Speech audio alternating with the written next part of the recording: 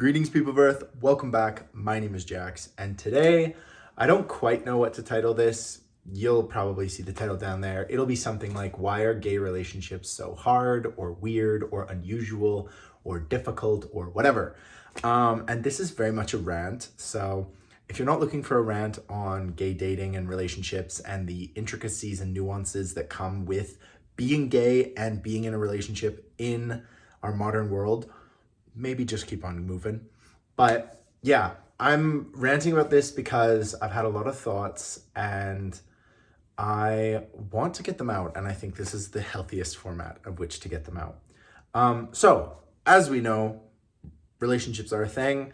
Our societies tend to involve a bunch of people, usually one and one. They get together and they go through life. You know, I know I'm simplifying it. I know that there's a lot of discussion of whether humans are,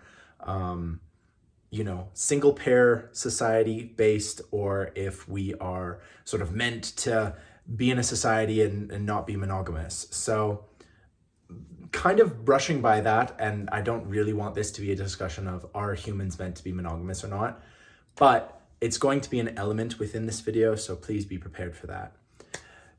For a long time in our society, the idea of a relationship has always been a man and a woman. And I think it's hard to debate that. I think like the vast majority of the human population is interested in being with the opposite sex. And so our society has naturally sort of developed around that concept. Whether you agree or disagree, it's a thing. You know, I don't necessarily love it, but it's a thing. And in modern society, we have had an explosion of acceptance in terms of same-sex couples getting together and going through life together. This creates nuance and intricacy, and in some cases, difficulties. Because our society is not set up for that kind of bond, and like I said, it's getting better, but it's still nuanced. It's still interesting. There comes with it several issues and difficulties that maybe same-sex couples don't go through. Some of the stuff I talk about in this video, absolutely, like normal couples or man and woman couples will absolutely go through some of these things, but I specifically want to focus on gay relationships and what makes them unique and interesting. One of the things last week I talked about basically why am I gay and many of the similarities and struggles that gay people specifically go through coming out of the closet, dealing with society and family and friends not approving of you, some of the deep philosophical questions that a lot of gay people have to ask themselves super, super early on. Am I a good person? Can I change? Can I convert? Can I do something that will make me fit in? And in that video, I talk about a whole bunch of the factors that make gay people specifically unique in this situation. Straight people don't have to come out to their mom and dad and say, Mom and Dad, like, I'm straight, you know, don't be surprised if I bring a girl back at Christmas or, you know, that sort of thing. They don't have to do that. We do. And I have been reminiscing about previous relationships, going to Thanksgiving with a partner and being the friend, and the kind of difficulty that is for my own brain and for everyone else to kind of come around to. And so I think gay people are specifically susceptible to some nuance and some difficulties that everyone else really isn't. You know, I think there are degrees of it, and sometimes a straight couple will go through something similar, but on the whole, these are specific to us. One of the issues that I want to talk about is non-monogamy, open relationships, things like that. I know from my personal experience that an open relationship is far more common in the gay community. I know of a lot of like older gay men who have open relationships, and that can work really well. I want to say that right away. Open relationships can absolutely work. But it has to work for both people. It can't just work for one. And it can be really hard to communicate what you're actually comfortable with. I personally am someone who could not do an open relationship. It's not for me. If you asked me super honestly what I thought, I would say that it works for some people, but it would absolutely not work for me and how I view relationships. You can go off and say that it's because I was raised in a very traditional society, and yeah, maybe that's a factor, but at the end of the day, I view a relationship as two people who are committed to each other, who can feel safe with each other at all times, and at the end of the day, don't have anyone else in the relationship. We can talk about physical intimacy and how much it means or how little it means in terms of that, but personally, I think it means a great deal. I think any kind of physical intimacy is a very private thing in a relationship, and I'm not interested in sharing. It's not even from a jealousy point of view. It's just how I view a relationship and what I want. So I would appreciate it if nobody, calls me out and says like, oh, you just like hate open relationships. I don't. I understand that they work for people, not me. I'm not one of those people, and I never will be, as far as I know. And I certainly haven't been in the past. I think the wide acceptance of this is part of the movement of probably like neoliberal, postmodern, liberation type kind of ideas. I think it has a lot in common with sort of like third wave feminism and sort of the idea that like I have complete autonomy, I'm an individual, and I don't want to compromise any of my individuality for a partner if I don't have to. And again, that is absolutely fine. If you are somebody who really feels that way and you feel like physical intimacy is not the most important part of a relationship, or, you sort of brush it aside and say, well, if I want to hang out with someone outside of my relationship, that is my prerogative, that is my choice, and I still want someone to come back to and talk to. Great. Again, if that works for you, awesome. Go out and do it.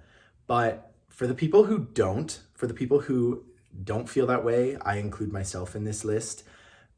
It's a really difficult thing to talk about with your partner or with somebody that you might start seeing, or, if your partner out of the blue starts bringing it up and wants to open the relationship up, it can be incredibly hard to feel safe to tell them, you know what, this is really uncomfortable for me. It's not something I want to engage in. But it's almost like once the curtain is pulled, you can't unsee what you saw. And, I think back to previous relationships where a partner asked if I was okay opening the relationship up.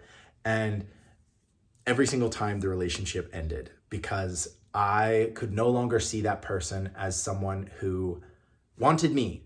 And maybe that's a me thing, I can fully admit, and I have the humility to say maybe that's just my problem. But for me, when a partner asks to open up the relationship, I feel as though maybe I haven't done something right. Maybe they, want to explore other things and slow down a huge amount in our relationship.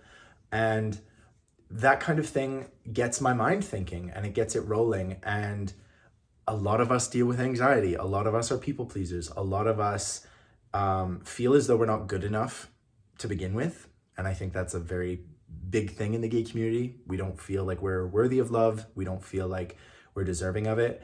And so because of that, when a partner asks that, it's sort of a death blow. And, props to you if you're able to, communicate in a healthy way and sort of come to a solution that both of you are happy with. But for me, I will always be wondering, do they still want to open it? Are they mad that I said, no, I want to keep it closed?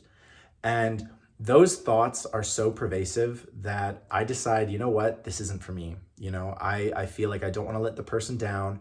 I want them to go off and do their thing, but I will not be part of it. I have the wherewithal and I know myself well enough that it's not something I want. And if it's even remotely something that the other person wants, then I'm sorry, but like, I can't do that. That's one of the big factors that I think makes gay relationships very unusual and unique and difficult, unfortunately. Another good aspect is society dealing with the external people in your relationship, you would think that we could get to a point where if a couple decides to get together, it doesn't matter how they identify, who they are, society would just accept and allow two consenting adults to do whatever they want in the relationship. However, unfortunately, we live in a society where that is not the case. You have to deal with grandparents and parents and siblings and family and friends and people on the street who do not accept or condone or even allow that to take place. And that can be a really difficult thing, because maybe you grew up in a family that is fully supportive and acceptive of who you are, but maybe your partner didn't. And your partner still holds love and respect for these people who have been there for them this whole time. And so as a partner, in some situations, you kind of get wedged between your partner and society or the family or the friends. And that can be really hard, because maybe your partner doesn't want to sacrifice either, doesn't want to give you up, but also doesn't want to give up, say, their grandmother. And having to navigate that and communicate in a healthy way about these issues can be a very sensitive subject. I've been with people who parents didn't know that they were gay, and they never planned on telling them. They never like, I'm never gonna come out. You're just gonna have to deal with it. Like, our relationship is for us, and if I have to go to a family wedding or whatever, either you can't come or you can come as the best friend or the friend. And again, it's something that I've experienced quite a lot, unfortunately. And I've decided now that I will no longer put myself in those situations. I will not be the friend. I remember years ago, a partner of mine was having a New Year's Eve party with their family and told me that I was very welcome to come, but that it would strictly be friends. There was no New Year's Eve kiss. And I flat out told him, no, have fun. Like, I'll see you later. And I spent a quiet New Year's with my dogs. And, obviously you get thinking late at night, and that your partner's out there with his family, being accepted for not really who he is, but for the image that he wants to portray. And I decided right then and there that it was not something that I was ever going to put myself through. And trust me, I get it. I get the unaccepting family and just, the idea that coming out is not an option. You have to keep yourself safe. You have to keep yourself emotionally and physically protected in those situations. But thankfully, I come from a family who is pretty accepting. Some of the outer family members might not be, but I don't see them and I don't interact with them. So it's not an issue for me. And a lot of times in the gay community, we talk about family are the people you choose, and I choose the ones that accept me. I think even if I had a great relationship with my parents, if they didn't accept me bringing home someone that I love, it's a non-starter. Like, if I love this person, that's it. And I know that's very black and white thinking, and you might tell me that, but it's a principle that I live by, and it prevents a lot of anxiety and self-doubt and a lot of problems in my own life. And so it's a boundary that I choose. And throughout this whole video, the idea of setting a boundary, setting this clearly laid line and say, this is my line, is the most important thing. Whether it is a question of monogamy, opening up the relationship, feeling like you belong with this person's life, you need to be able to clearly and healthily communicate your feelings, your boundaries, your issues. And if you feel like you can't communicate with your partner, again, it's a bit of a non-starter. It's a bit of a insurmountable obstacle that you will not be able to get over. And I say this with the most love and tenderness I can. And analyze your relationship and really say, do I feel safe with this person? Do I feel like I can communicate with this person? Can we set healthy boundaries? Is there something they want that you absolutely don't want, or vice versa? And it takes a lot of wisdom and experience. You have to go through these things a few times Nobody can tell you exactly what to do. I mean, if you laid out a detailed explanation and left it in the comments here, I wouldn't be able to tell you what to do. It has to come from you. It has to come from your own perception and knowledge and wisdom, because you have a lot of it. And never discount that. I think the final note that I want to touch on is that a lot of us don't feel like we respect ourselves. And I think this, again, comes from coming out of the closet, not being accepted, people saying things very horribly to you on the street or in your family gathering. But not having self-respect for who you are and what you value, and saying, well, I guess I can compromise this value. You know, I really like this person. Dating is so hard. I just want to stay with him. That shows less self-respect than you deserve. You have to give yourself the credit. You have to know yourself and know what is okay.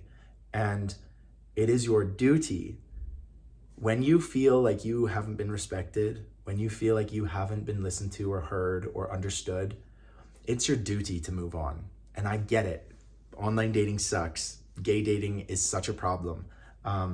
Like a huge amount of the videos that I post on here are about the nuances and intricacies of gay dating. And it can be funny to make a joke about it or make light of it, and maybe it helps you get through something.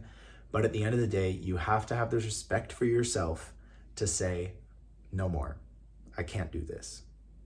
And it can be really hard to walk away from something that makes you feel really good most of the time, but also makes you feel really horrible some of the time as well. So that's all I have for you today. Thank you for listening. Leave a comment down below if you're interested in this topic. Let's talk about it. And I hope you're having a beautiful day, week, month, year, century, millennium, whatever you're having. I hope it's amazing. And as always, guys, I will talk to you tomorrow.